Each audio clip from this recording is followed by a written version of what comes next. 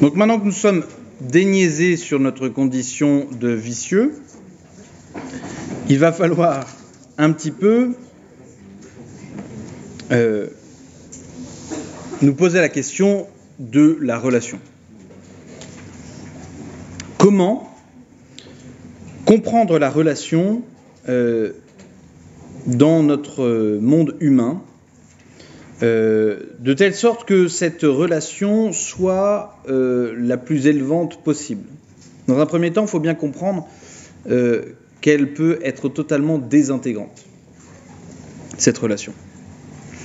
Et juste, je vous invite, parce que là vous devez me dire, vous utilisez tout le temps des philosophes grecs ou des philosophes du Moyen-Âge, donc je fais un petit effort. Et je vous propose de lire un petit texte de Kant, Emmanuel Kant. C'est un philosophe que je n'aime pas trop. Rien que par sa vie, il me déplaît, dans le sens où je pense que ça n'aurait pas été un très bon copain. Il se lève tous les jours à la même heure, il fait tout le temps les mêmes choses tous les jours. La même balade au même jour. C'est comme ça qu'on a appris qu'il était mort, c'est que il ne s'est pas pointé devant un restaurant devant lequel il se baladait tous les jours à la même heure. Et donc le patron du restaurant a dit « Tiens, monsieur Kant a un problème », et donc on allait voir, et il était mort. Il y a un autre moment où il a été un peu en retard, c'est quand il a appris qu'il y avait la Révolution française. Voilà, ça c'est le moment où il est un petit peu en retard, bon voilà, c'est comme ça. Donc voilà, donc c'est un homme carré, vous voyez. Et quand il parle de l'amitié, il n'est pas hyper plein d'allant, on va dire. Il commence. Le moyen dont se sert la nature pour mener à bien le développement de toutes ses dispositions est leur antagonisme dans la société. Pour autant que celui-ci se révèle être cependant en fin de compte la cause d'un ordre légal de celle-ci. En gros, vu que tout le monde se déteste, c'est génial parce que ça permet la vie en société vu qu'on va créer des lois. Génial. Une supervision de la société. On ne crée pas des lois où on ne vit pas ensemble parce qu'on est heureux d'être ensemble. On crée des lois et on vit ensemble parce qu'en fait on se déteste. Ah bah super. J'entends ici par antagonisme l'insociable sociabilité des hommes, c'est-à-dire leur tendance à entrer en société, tendance cependant liée à une constante résistance à le faire, qui menace sans cesse de scinder cette société. Cette disposition réside manifestement dans la nature humaine. Alors, c'est une manière assez compliquée de dire qu'en fait, il y a deux tendances en l'homme.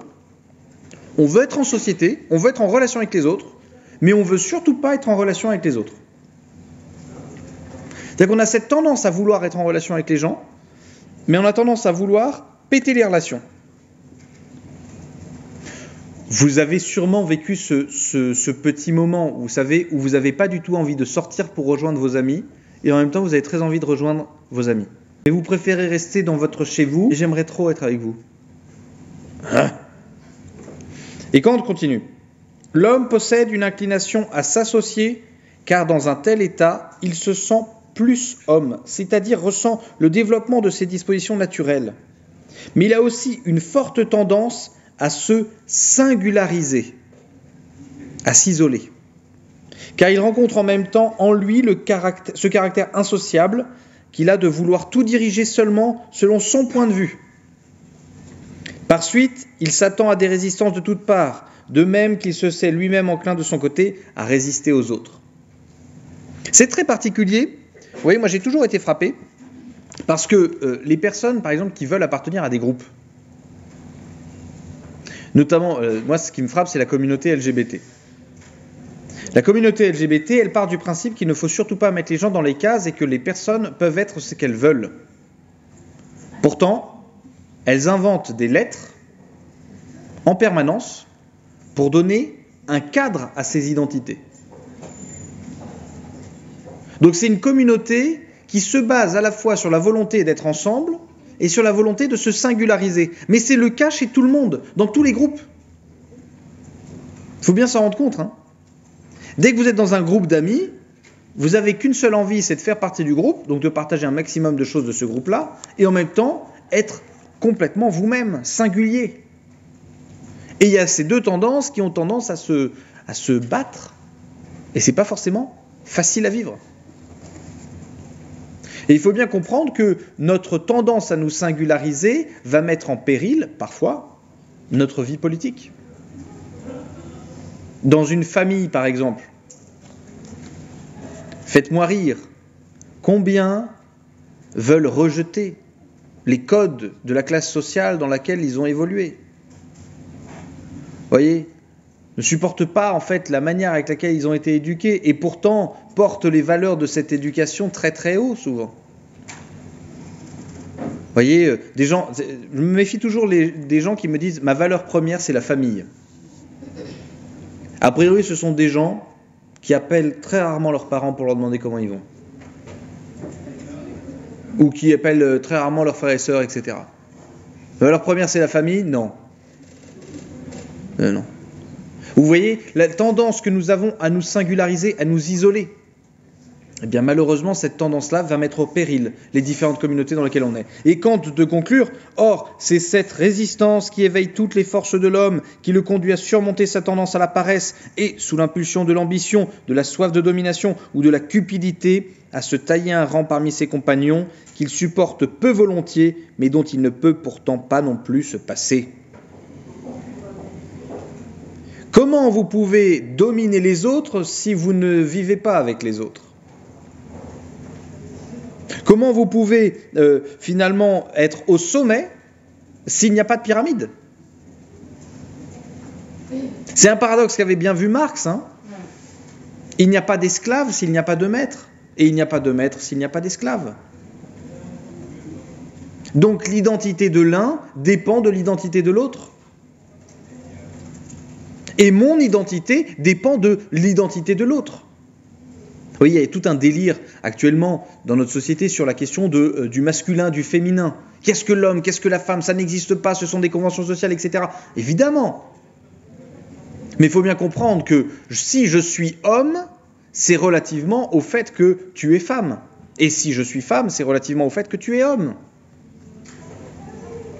Donc dans une société, si les femmes sont d'une certaine manière, eh ben les hommes seront d'une autre manière. Et ce sera différent dans une autre culture. Deux relatifs. Vouloir être semblable, c'est en fait, c'est quand même aberrant. Moi, c'est ce genre de truc, les gens qui veulent être semblables à. Je veux être comme. En fait, c'est perdre sa singularité. Perdre sa singularité, c'est faire en sorte aussi que le groupe ne puisse plus exister.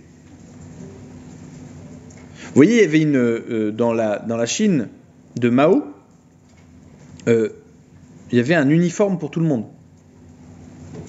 Il y avait une demande de ne pas se singulariser par les habits. Regardez vos habits actuellement. Regardez ce que vous vivez quand, ça n'arrive pas souvent, mais quand une personne a exactement la même tenue que vous. Vous débarquez dans une soirée et là vous voyez que la personne a exactement la même tenue. Vous ne pouvez plus vous singulariser. Et donc paradoxalement, vous ne voulez plus faire partie du groupe à ce moment-là. Vous voyez cette ambiguïté qu'il y a en l'homme, à la fois se singulariser et à la fois faire partie du groupe. Et donc vous avez ces tendances-là aussi, je reviens sur la question de l'homme et de la femme, inverse. Il y a des personnes qui hyper singularisent l'homme et la femme. En disant que, alors ça peut être la tendance masculiniste par exemple, la place de la femme c'est à la cuisine et puis l'homme doit faire la guerre et compagnie. Mais en fait, quand tu es un homme qui veut pas faire la guerre, ben tu restes un homme. Quand tu es une femme qui veut pas être à la cuisine, tu restes une femme. La tendance à l'hyper-normatif, que ce soit du groupe ou de la singularité, va nous faire rentrer dans un rapport ambigu par rapport au groupe. Le groupe va être celui qui va être hostile à mon identité. Et regardez, je reprends l'exemple des familles. Les familles vont avoir tendance parfois à empêcher les uns les autres d'exister. Regardez la place dans la famille, par exemple. L'aîné. L'aîné, il peut être sclérosé dans sa place d'aîné. C'est-à-dire qu'on lui met une pression de malade dans sa place d'aîné. Celui du milieu. Celui du milieu, ben voilà, il peut être complètement laissé dans cette place du milieu, c'est-à-dire il n'a pas de singularité propre. Il n'est que celui qui vient après ou avant. Et le dernier de famille, le petit drôle, le petit comique, celui qui a été tout le temps choyé, tout le temps le préféré, etc. Oui, mais il sera un éternel bébé dans la famille. Et donc il ne peut pas exister comme un adulte. On ne le laisse pas exister comme un adulte. Donc souvent, le dernier de famille, c'est celui qui se barre le plus rapidement de la famille. Parce qu'il en a marre, parce qu'il se dit, mais attendez, moi je ne suis pas un bébé, hein, j'ai 13 ans, ok? Donc je suis un adulte maintenant. Oui, donc quand il arrive bien à évaluer quelque chose dans notre perspective de relation, eh bien, notre tendance à la singularisation et notre tendance à vouloir être en groupe rentrent en contradiction. C'est le paradoxe humain. Et alors, quand vous rentrez en relation, malheureusement, toutes les tendances un peu nocives peuvent sortir. Et c'est ce que va dire Pascal Bruckner quand il parle du mariage d'amour a-t-il échoué. Il vous dit, voyez ce rêve actuel, le tout en un, le tout ou rien. Qu'un seul être condense la totalité de nos aspirations et qu'il soit écarté s'il ne remplit pas cette mission. La folie est de vouloir tout concilier. Le cœur et l'érotisme, l'éducation des enfants et la réussite sociale, l'effervescence et le long terme. Nos couples ne meurent pas d'égoïsme ou de matérialisme. Ils meurent d'un héroïsme fatal, d'une trop vaste idée d'eux-mêmes. Chaque femme se doit d'être à la fois maman, putain, amie et battante. Chaque homme, père, amant, mari et gagneur. Gare à ceux qui ne remplissent pas ces conditions. Le couple fait naufrage comme une barque surchargée. Il veut tenir son rang, demeurer sur les cimes de l'ardeur tout en expédiant les affaires courantes. Quand nous envisageons le couple même, on se retrouve avec des gens qui se mettent à désirer que l'autre les comble. Vous voyez, dans la perspective de l'amitié qu'Aristote nous avait dit, le bonheur c'est dans l'amitié. Or, le bonheur d'Aristote, vous savez, dans l'amitié c'est quoi? C'est le fait de vouloir le bien de l'autre. Eh bien, on a inversé cette affaire-là dans notre société, c'est que l'autre doit être mon bien absolu et doit combler toutes mes aspirations. Si je me mets en couple, c'est que l'autre doit combler toutes mes aspirations. Or, mes aspirations profondes sont infinies. Et exiger de l'autre qu'il comble toute ma vie, c'est de faire de nous un tyran dans la relation. Et ça peut arriver très vite, chers amis, dans la relation de couple. Je ne sais pas s'il y en a qui sont en couple, mais ça peut arriver très vite. L'autre doit être disponible tout le temps. L'autre doit être une bête de sexe. L'autre doit être hypersensible. Comprendre ma sensibilité, comprendre ce que je vis à l'intérieur de moi avant même que je le dise. Arriver à décoder mon comportement, car je suis une énigme si simple à comprendre. Il faut qu'il soit capable de dire « tu vas bien ?» et que moi je lui réponde « oui, oui » et qu'il comprenne que c'est « non, non ». Il faut qu'il arrive à comprendre que j'ai besoin, ou qu'elle arrive à comprendre que j'ai besoin d'être seul, sans jamais que je lui dise. Mais par contre, j'ai besoin qu'elle soit là tout le temps quand j'ai besoin d'elle. Et résultat, quand on se met en couple, on se met à se mettre une petite pression.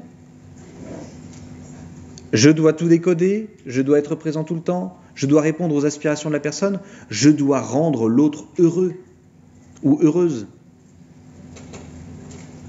Vous voyez, on va arriver petit à petit. Si je dois rendre l'autre heureux ou heureuse, ça veut dire que s'il est malheureux, c'est de ma faute. Et là, on arrive dans les relations toxiques, on va en reparler plus tard. Où l'autre peut nous mettre la pression s'il est malheureux. Si je suis malheureux, c'est à cause de toi. Et divorce. Et on essaie de refaire sa vie. Et on se retrouve avec les mêmes problèmes, avec la même personne. Parce que les problèmes ne résidaient pas dans la relation même, ou même chez l'autre, mais ils résident dans les aspirations ou dans les désirs que je mets sur cette relation. Je désire trop dans cette relation. Vous savez, quand vous prenez les philosophes grecs, ils considéraient que la relation de couple, c'était une dimension de la vie. Et c'était même pas la dimension la plus importante. Le problème, c'est que avec l'amour romantique, avec tout un tas de délires sur les séries, sur les musiques, vous prenez par exemple les séries. Alors Hollywood, il a très bien compris comment il fallait vendre les trucs. Il a deux types de public, Hollywood. Il a le public gentil kawaii et il a le public bourrin. Quand il veut vous parler d'amour, ce qu'il veut vous vendre, Hollywood, c'est quelque chose qui vous fait rêver. Public kawaii, c'est très simple. Je vous le schématise, je l'ai déjà fait dans certaines conférences. Vous prenez une nulle, selon Hollywood. Une nulle, c'est quoi ? C'est quelqu'un qui n'a pas réussi dans sa vie. D'accord ? Qui s'occupe des photocopies d'un énorme building et elle est au rez-de-chaussée. On va l'appeler Brenda. Brenda, elle a en plus, elle a elle a un groupe d'amis, c'est des geeks. Mais des geeks vus par Hollywood, c'est-à-dire vus par des vieux qui ne comprennent pas ce que c'est qu'un geek en fait. Donc c'est quelqu'un boutonneux qui a des lunettes et qui a un appareil dentaire et qui parle comme ça. Voilà, qui pue vraisemblablement, qui se lave pas trop, qui est un peu gros. Voilà, un homme extraordinaire. Voilà, ce sont des gens qui entourent Brenda. Alors Brenda, elle pense au suicide évidemment. Et puis, alors c'est le début du film. Je vous fais le résumé de tous les films que vous allez voir plus tard. Elle est en train de se balader avec ses photocopies comme ça. Elle se balade, voilà. Et puis là, paf, elle rentre contre quelqu'un. Il y a tout qui tombe. Et là, tu as un plan en contre-plongée avec une main qui arrive. Elle se retourne. C'est Jason. Et Jason, c'est qui ? C'est le fils du patron. Et là, elle vient de lui renverser tout son jus d'orange sur sa chemise. Donc là, elle fait « Oh, Jason, pardon !» Et lui, il dit « Oh là là, petit oiseau tombé du nid, qu'est-ce que tu fais là ? Alors, c'est trop mignon, voilà. » Et là, s'ensuit 45 minutes de rien. Il se passe rien. D'ailleurs, si, il peut se passer des trucs. Ils vont l'emmener, ils vont aller ensemble à la fête foraine. Mais il se passe rien dans une fête foraine, dans un film comme ça.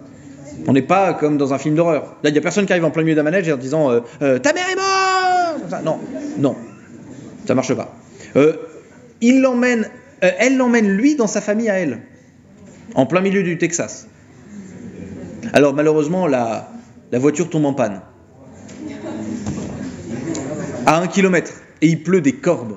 Alors résultat, lui, Jason, il porte les valises, etc. Elle court pour aller prévenir son père. Voilà. Finalement, c'est Jason qui arrive avant elle. On ne sait pas pourquoi. Elle s'est pété les talons dans la boue. En bref, voilà.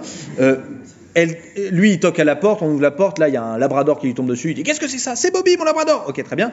Là, il y a un vieux monsieur qui arrive derrière, chemise canadienne, un peu barbu, un peu petit, un peu chauve, un peu gros. Et il dit « Oh Jason, c'est vous, bienvenue, rentrez. Oh, mais dis donc, vous êtes trempé. Eh bien écoutez, je vais vous trouver une chemise de mon fils qui est décédé à la guerre. » Et là, vous apprenez qu'en fait, Brenda, elle avait un frère qui est mort à la guerre. Et résultat, elle n'arrive plus à donner sa vie, elle n'arrive plus à s'ouvrir, elle n'arrive plus à aimer, parce qu'elle a peur que les personnes meurent autour d'elle. On est pétri de compassion pour cette pauvre Brenda. Et alors, ensuite, lui, il l'emmène, elle, dans sa famille à lui. Et alors là, on se retrouve dans un manoir en plein milieu de Manhattan. Donc là vous avez un énorme manoir avec 7 hectares de terrain, évidemment, tout va bien. On rencontre pas les parents, parce qu'en fait il n'a pas été élevé par les parents mais par le majordome. Et là on se dit « Ah Jason, t'avais tout Jason, mais t'as manqué de l'essentiel. » Et là, Élément perturbateur. Brenda? Oui?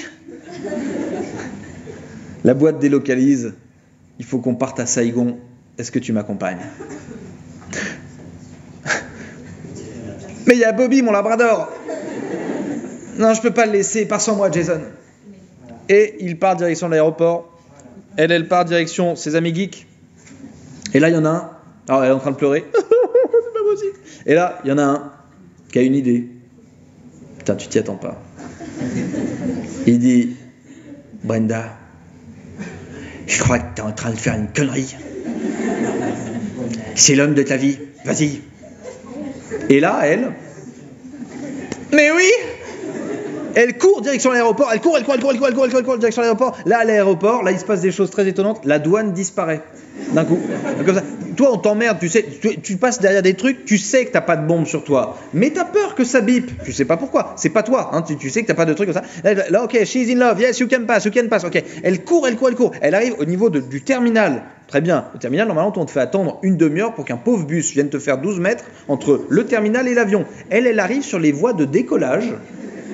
Bien sûr, à côté d'un avion, elle court à côté d'un avion, là comme ça, devant un réacteur. C'est super. Vraiment, non mais les lois de la physique sont parfaitement respectées. Et elle fait Jason. En plus, elle se plante pas de côté d'avion parce qu'elle pourrait se planter. Et le film s'arrêterait là. Mais non, Jason. Jason, lui, il est dans l'avion, assis à côté d'une vieille à qui il est en train de parler. Il dit je crois que je suis en train de faire une connerie, c'est la fin de ma vie. Pourquoi je suis en train de partir? Là, elle regarde par le hublot et elle voit une pauvre cinglée faire Jason comme ça. Ce qui n'est pas possible. Hein. Quand l'avion n'a pas décollé, tu ne peux pas voir le truc. Bref, c'est pas grave. Donc elle fait oh mais qu'est-ce qui se passe? Lui il regarde, il fait oh, Brenda, arrêtez cet avion. Ils arrêtent l'avion. Et la réaction des gens quand ils arrêtent l'avion, c'est quoi? Tout l'avion applaudit. Tu sais, toi, quand t'as le bus qui est un petit peu à la bourre, etc., t'as envie de buter ta mère parce que tu sais que tu vas louper tous les trucs, etc. Mais eux, ils sont en train de flinguer le trafic international aérien. Yes, ok, she's in love. Lui, il sort de l'avion. Tu ne sais pas comment il a fait. Il a dû passer par les fameux toboggans où on te dit... Ah, des toboggans. Ça, je sais pas pourquoi il y a des toboggans qui sont dans l'avion, mais c'est super.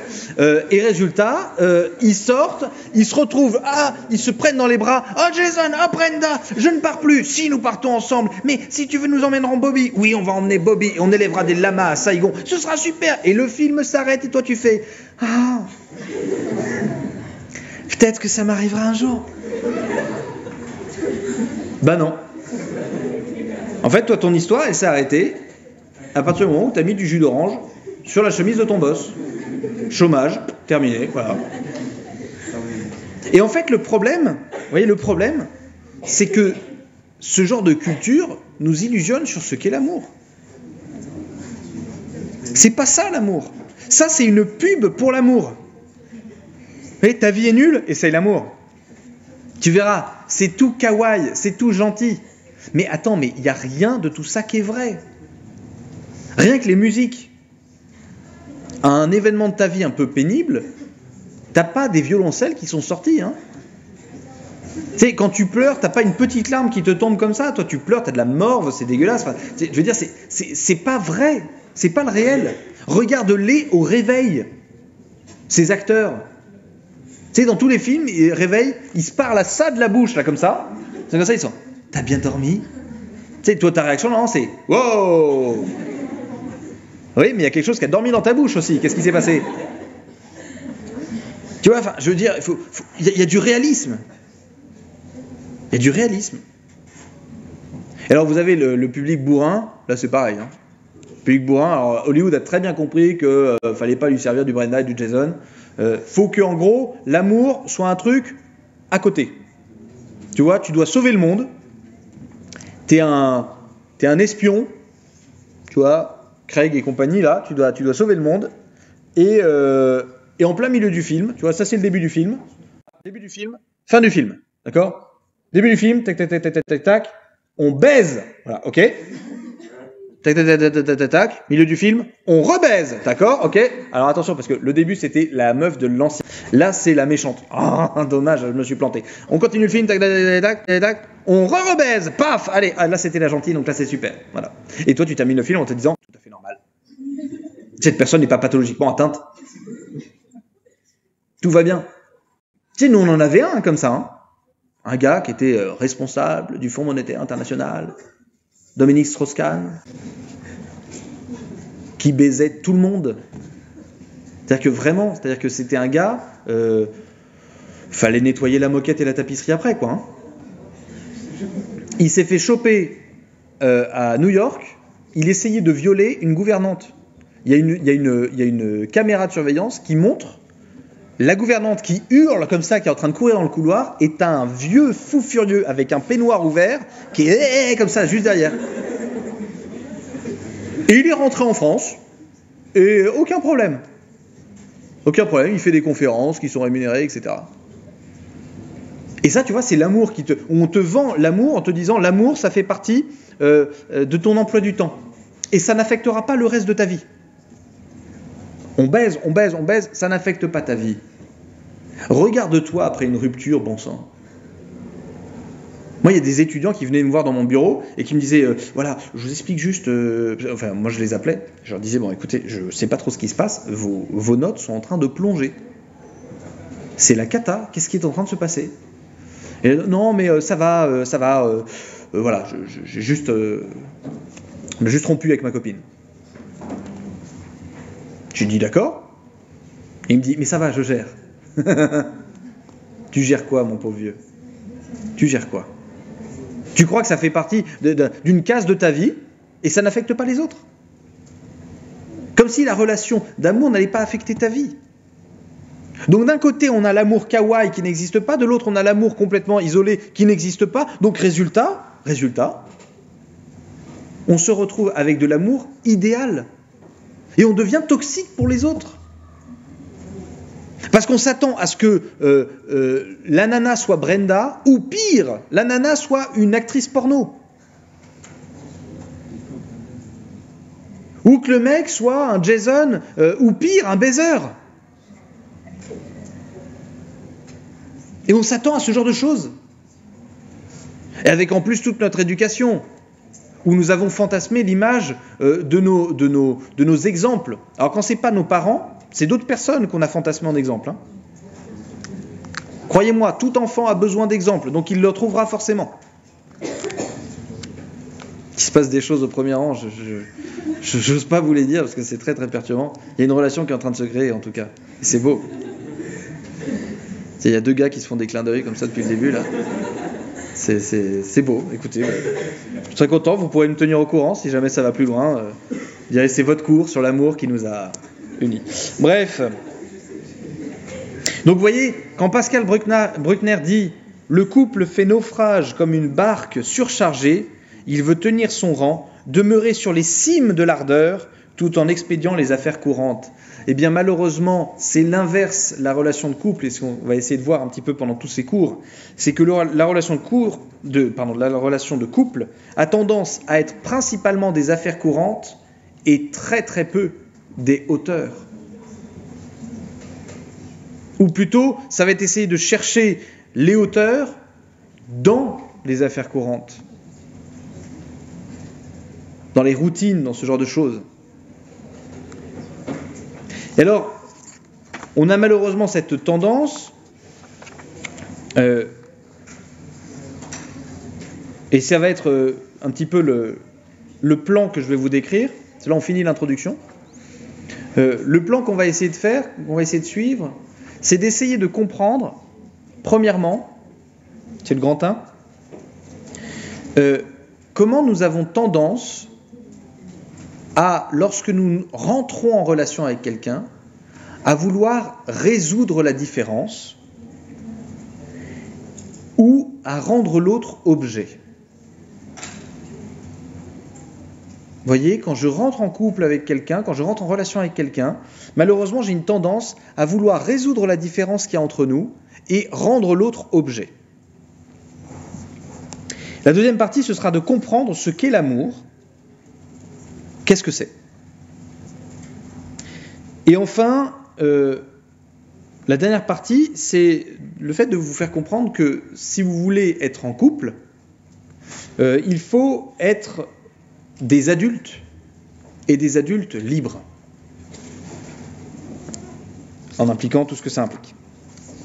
En termes de livres, si vous voulez aller plus loin, si vous voulez, si vous avez le temps de lire, parce que je sais que parfois les étudiants n'ont pas beaucoup de temps, mais si vous avez envie d'aller plus loin, je vous conseille, premièrement, L'amour carnivore de Denis Labalme. Ah oui? Ah, vous l'avez vu? Très bien, ok. Vous venez de Versailles? Non, c'était en prépa. En prépa? D'accord. Okay. Je vous conseille aussi La théorie du corps amoureux de Michel Onfray. Vous savez que j'ai une grande affection pour lui. Je vous conseille L'être. Alors ça, c'est pour ceux. Alors là, voilà, les deux premiers, c'est pour ceux qui, c'est plutôt assez facile à lire. On passe à une difficulté un peu plus supérieure avec Amour et responsabilité de Carole Wojtyla, W-O-J-T-Y-L-A.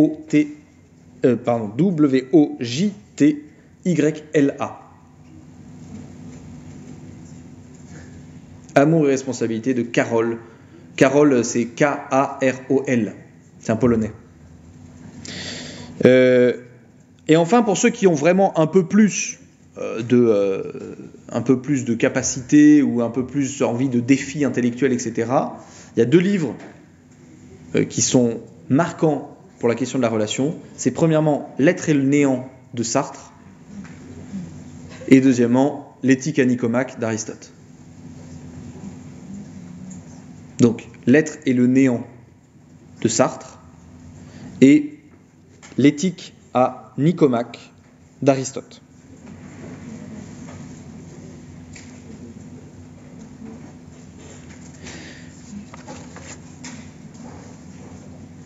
Voilà pour ce qui est de la bibliographie.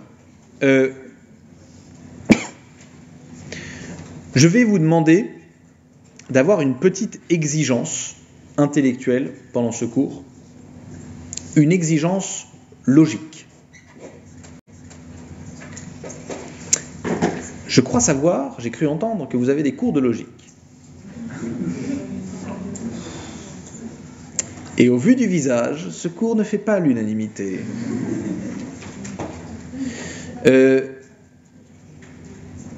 Est-ce que vous pouvez me dire quel est l'intérêt de la logique? Il faut savoir, la logique, moi, c'est la première matière que j'ai enseignée. Et normalement, si tout se passe bien, je vais rendre le manuscrit de mon prochain livre aux éditions du Cerf, qui est fin mars, là, pour qu'il sorte en septembre, qui est Comment devenir plus intelligent. Et c'est une espèce de vulgarisation, non pas simplement des cours de logique, parce que ça c'est un peu sécos, mais de tout le mécanisme à la fois cognitif, à la fois logique, etc. Dans le but de vulgariser, de rendre ça accessible. Donc je pense que c'est très important, la logique. Est-ce que vous pouvez me dire en quoi c'est important? Premièrement, en fait, je vais juste voir, parce qu'il faut que j'évalue un petit peu, qu'est-ce que vous étudiez en logique? Alors, attendez, super, il y a un camarade qui a compris. Rappelez-vous comment on fonctionne ensemble, parce que vous êtes 66. Donc, on libère les selles, on balance l'avant-bras, si on est très motivé, on balance un doigt. Mais voilà, on procède comme ça, c'est plus simple, c'est plus... Voilà. Et puis, autre chose, votre camarade à côté de vous n'en a rien à faire de la réponse à ma question. D'accord? Donc, si je vous pose une question, lui répondez pas à lui. Parce qu'il s'en fout. D'accord? Alors, il va être sympa, il va vous dire « Ah oui, c'est vrai, oui, c'est exactement ça. » Mais en fait, il s'en fout complètement. Donc, répondez-moi à moi, vous en faites pas, voilà. Vous avez envie de répondre, donc répondez. Donc, vous avez étudié quoi en logique? Ouais. Les actes, enfin les opérations d'intelligence. On a aussi vu pas mal les propositions. Ouais. C'est-à-dire les propositions universelles. Universelles, particulières, machin chose. Voilà, AEIO. On a vu les syllogismes, donc? Oui, voilà. Aussi. Ouais. D'ailleurs, oui, en ce moment. Les conversions aussi, voilà, conversions syllogismes. Ouais. Ok, très bien. Pourquoi? Je sais pas. Alors, elle m'a répondu directement, elle n'a pas pris le temps de lever le doigt parce que ça venait du cœur. Donc, voilà. Pourquoi vous étudiez la logique? Déjà, il faut que vous compreniez quelque chose. Donc ok, je comprends, vous faites de la logique classique. La logique, c'est naturel. Normalement, vous avez dû voir, vous savez comment définir les trucs. Vous savez, on vous a dit, j'imagine qu'on a dû vous dire genre plus différent spécifique. Ouais. C'est un truc que vous faites naturellement. C'est-à-dire que si je te dis, par exemple, toi qui t'as dit ça sert à rien, enfin ça sert à rien, on sait pas à quoi ça sert. Si je te dis, est-ce que tu peux me définir ce que c'est que l'amour ? Dis-moi. Je dis pas que tu dois me donner une bonne définition. Dis-moi ce par quoi tu passes pour essayer de le définir. Bah, c'est un sentiment. Ok, c'est un sentiment. Là, tu vois, tu as pris un grand bol. Tu as pris un grand truc, tu as mis l'amour dedans. Tu t'es dit, ça fait partie d'un grand truc dans lequel je peux mettre l'amour. Il y a d'autres trucs qui appartiennent à ce bol. Il y a d'autres trucs qui sont des sentiments. Tu peux me donner d'autres sentiments ? Tristesse, par exemple, voilà. Tristesse, colère, etc. Bon, qu'est-ce qui différencie l'amour des autres sentiments ? C'est un sentiment qui me fait me sentir bien. Ok, voilà. Tu vois, spontanément, naturellement, tu procèdes en voulant faire un genre plus une différence spécifique. La logique, elle a pour but simplement de te faire être très bon dans cet exercice. Ça n'a pas pour but simplement de t'apprendre des règles. C'est pas des règles. C'est que tu fonctionnes comme ça. C'est comme courir. Tout le monde court. Mais bon, quand tu croises dans la rue des gens qui courent, tu sais ceux qui savent courir et ceux qui sont en retard pour leur train et qui ne savent pas courir. Tu sais, qui sont en train de courir. Je sais pas. Voilà, vous voyez ? Il y a des gens qui apprennent à courir. Mais courir, tout le monde peut courir. La logique, c'est pareil. Tout le monde est capable d'utiliser son intelligence. Tout le monde. Et tout le monde procède, genre plus différence spécifique. Tout le monde, si je lui dis, regardez, le syllogisme, c'est très simple. Vous voulez unir deux choses avec l'aide d'un troisième truc. C'est ça le syllogisme. Mais c'est normal, vous procédez tout le temps comme ça. Regardez. Tu sais que Bastien et Sarah, ils sont ensemble ? Ah bon ? Mais pourquoi ? Non, mais c'est pas vrai. Non, c'est sûr, c'est pas vrai. Bah si, je t'assure. Je les ai vus se tenir la main, dehors, dans le parc. Ça, c'est un syllogisme. Tu veux montrer que Bastien et Sarah sont ensemble, tu vas solliciter un troisième truc qui a pour but de montrer que Bastien et Sarah sont ensemble. Comment tu procèdes ? Ton intelligence procède comme ça, même si elle ne te le dira pas. Elle va te dire, elle va dire, tout ce qui se tient la main ensemble dans un parc, eh bien, est en couple. Or, Bastien et Sarah se tiennent la main dans un parc. Donc, ils sont ensemble. Vous voyez, c'est naturel. Donc en fait, vos cours de logique, le prenez pas comme des règles à apprendre qui seraient extérieures à vous. Essayez de voir simplement que c'est juste le fonctionnement naturel de votre intelligence. Et le but, c'est de le perfectionner. Vous voyez, pourquoi on vous a fait chier avec... pourquoi on vous a embêté avec substance, quantité, qualité, relation, temps, lieu, action, passion, avoir. On vous a pas fait ça ? Les catégories. Les 10 prédicaments. Les 10 genres. C'est que, en gros, quand tu définis avec genre plus différents spécifiques, les genres, t'en as que 10 possibles. Sentiment. L'amour est un sentiment. Ok. Ça appartient à 2 prédicaments possibles. Soit la qualité, soit la passion. Bon, c'est pas grave si vous vous en rappelez pas. Mais vous voyez, universelle, particulière, par exemple, regardez les débats, l'importance de la logique quand vous avez les universelles et les particulières. Qu'est-ce qui s'oppose à une universelle ? Exemple, si je vous dis « tout homme est libre », quel est son opposé ? Et voilà, si spontanément vous dites « aucun homme n'est libre », c'est que vous faites une erreur logique.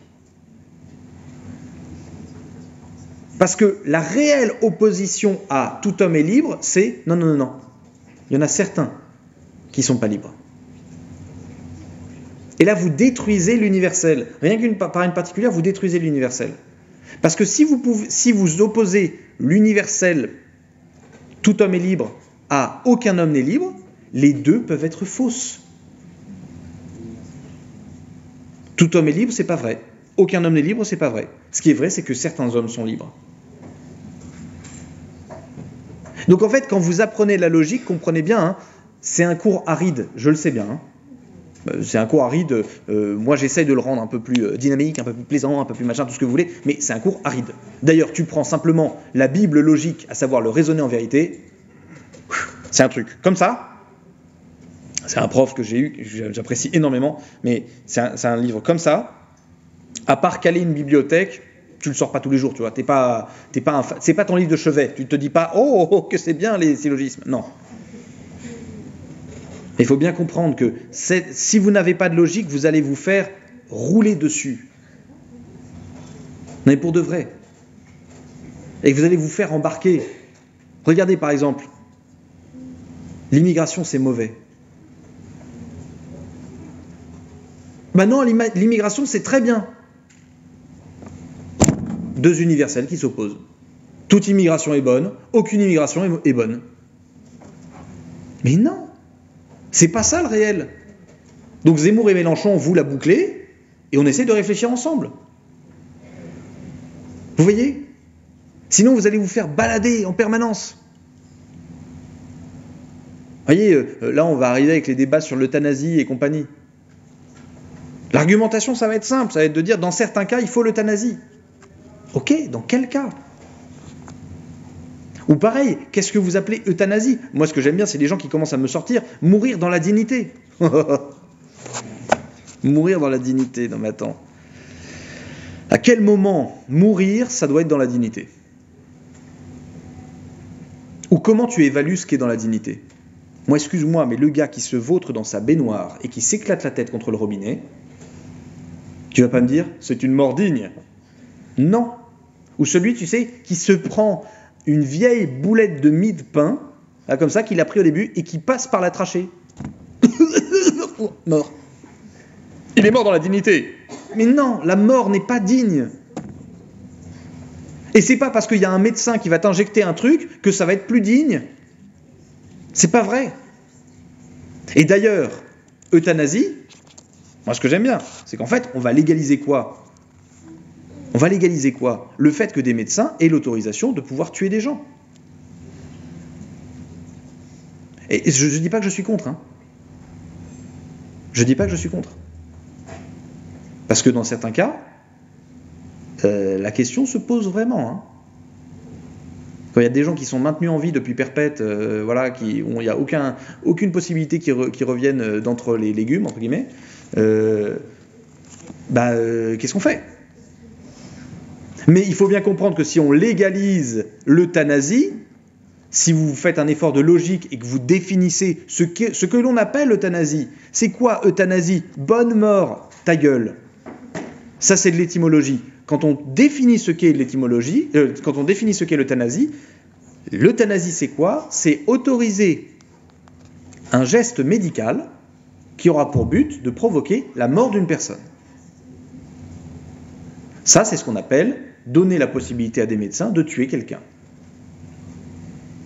Je peux vous assurer que pour les médecins, ça sera très compliqué à assumer. Ça sera très compliqué à assumer. Parce qu'en plus, il faudra que la famille soit d'accord, il faudra tout un tas d'instances, éthiques, morales, bref, voilà. Vous voyez, si vous n'avez pas de logique, ça va être quoi qui va vous gouverner ? Qu'est-ce qui va vous gouverner ? L'émotion. Ah, mais moi, j'ai Alain Finkielkraut. Alain Finkielkraut qui dit, moi ce qui me fait vraiment peur, c'est la vieillesse malade. Parce que finalement, l'euthanasie c'est préférable au fait d'être vieux et malade. Mais tais-toi. Ok, lui il est malade, il est vieux, et bien très bien, on te butera, ok, il n'y a pas de problème. Si c'est ça que tu veux. Mais ton argument c'est de l'émotionnel. C'est pas de la logique, c'est pas de la raison. Et l'émotionnel ne peut pas gouverner, ce n'est pas possible. Regarde, quand tu laisses ton émotion gouverner ce que tu dois faire, mais c'est la cata, ta vie est nulle. Tu te mets à faire des bêtises. C'est-à-dire, le jour où tu laisses ta colère décider, c'est la catastrophe. Le jour où tu laisses simplement ton désir décider, c'est la catastrophe. Donc ne laissez pas la logique de côté. Je sais que c'est un cours aride, mais dans notre cours sur l'amour, on va essayer d'utiliser la logique. Vous voyez, parce que je pourrais vous parler d'amour avec des très belles phrases, avec des très belles choses, etc. Le but, c'est qu'on arrive à savoir ce que c'est et qu'on arrive à discerner ce qui est toxique dans certaines relations. D'accord? Bon, je voulais pas faire une parenthèse aussi longue, mais bon, voilà. Au moins, elle est faite. Dans les quelques minutes qui nous restent, comprenez une chose, ce cours, je l'ai déjà donné, d'expérience, il est remuant. D'accord? C'est-à-dire que, comme dans tout cours de philosophie morale, on est à la fois juge et partie. C'est-à-dire que vous apprenez des trucs, et petit à petit, ces trucs-là, vous dites, attends, quand je regarde ma vie, comment ça se passe? D'accord? Donc, ça peut être, un peu bousculant, oui. Surtout sur la question de l'amour. Je vous rassure, c'est vous qui décidez ce que vous êtes capable de prendre ou de ne pas prendre. D'accord? Si vous sentez que ça vous remettra en question, vous pouvez très bien simplement le prendre avec votre intelligence. Apprendre le cours, me le restituer et basta. Vous pouvez très bien faire ça. Mais par contre, il y en a certains, ils vont le prendre en eux et ils vont se dire « Ok, ça peut être utile pour ma vie. » Et donc on va le faire. Moi j'ai eu cours justement avec Denis Laval, il a été mon prof, aussi quand il était plus jeune je pense. Et ça a été un cours qui a été terrible pour moi, parce qu'il faisait un cours sur l'amour carnivore de son livre là. C'était un cours qui a été terrible, j'étais en couple à l'époque, et je me suis rendu compte que c'était la cata. Mais que tout ce qu'il décrivait de négatif dans le couple, j'étais dedans. Mais j'étais dedans. Je me rappelle, je sortais de ce cours-là, à chaque fois, il fallait 10 minutes pour ressortir. Et en plus, j'en parlais avec ma copine de l'époque, qui ne suivait pas les mêmes cours que moi, évidemment. Elle comprenait rien. Je lui disais, mais tu te rends compte, mais attends, mais là, en fait, moi, je te mets la pression vachement pour que tu me rendes heureux. Et en fait, ça te dégomme. Je disais, non. Si!